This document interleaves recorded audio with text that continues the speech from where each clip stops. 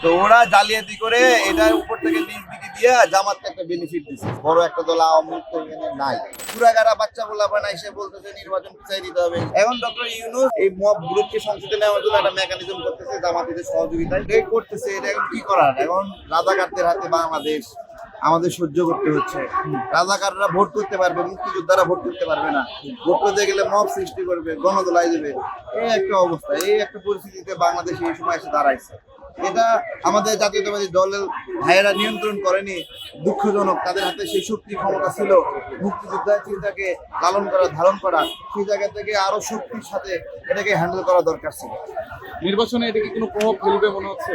প্রভাব ফেলবে কি, ষড়যন্ত্র হতে হতে একটা সময় দেখবে যে মানে অঘটন করতে পারে, তো হতেই পারে, বিপদ তো হতেই পারে, তাই না? আমাদের বাবা মা শিখাইছে এইভাবে বর্ণমালা, সকল বইয়ে লেখা বর্ণমালা লেফট থেকে রাইট দিকে যাবে আস্তে আস্তে, আর আমাদের ক্রমিক নম্বর উপর থেকে নিচ দিকে যাবে। তো ওরা জালিয়াতি করে এটার উপর থেকে নিচ দিকে দিয়ে জামাতকে একটা বেনিফিট দিচ্ছে সিস্টেমে, বুঝতে পারছেন? একবারে পাক্কা জামাতি কাজ করছে। এটা কোন কোন অফিসার করছে, এদেরকে নির্বাচন প্রক্রিয়া থেকে দূরে রাখতে হবে। ওইটাই তো প্রতীকই তো, এটা এই বর্ণমালায় তো প্রতীক, এইভাবে তো ওরা সাজাইছে বলছে। চিটিংবাজি করছে তো, ধোকা দিছে, ধোকা। বড় একটা দল আওয়ামী লীগ তো এখানে নাই, ঠিক আছে? এখানে না থাকে এখন জামাত আওয়ামী লীগের ভোট নিয়ে একটা মেকানিজম করবে। আওয়ামী লীগ তো জীবনে বিএনপিকে ভোট দেবে না, ঠিক আছে? দুটো শক্তিশালী দল একে অপরকে কখনো ভোট দেয় না।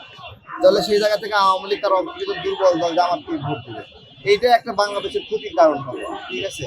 এটাই আমরা বারবার বলতেছি যে সবাই নির্বাচনে থাকলে প্রতিযোগিতা করে যার যে কটা আসন পাইলো নিয়ে তারপর সংসদে গেল, ষড়যন্ত্রটা অন্তত হইতো না। এখন এগুলো তো জালিয়াতি, গুলো ঠেকাতে পারলে সিস্টেম, জালিয়াতি ঠেকাতে না পারলে ক্ষতি আছে।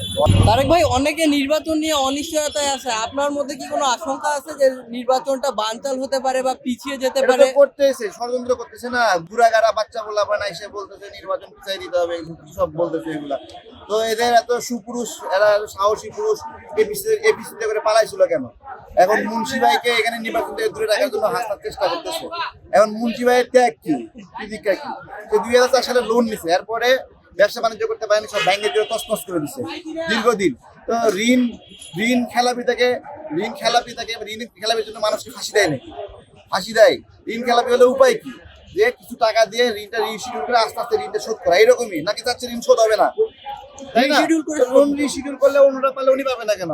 এখন ডক্টর ইউনূস এর সংসদে নেওয়ার জন্য এখানে নেবে, সংসদে গিয়েও একটা মব সৃষ্টি করবে।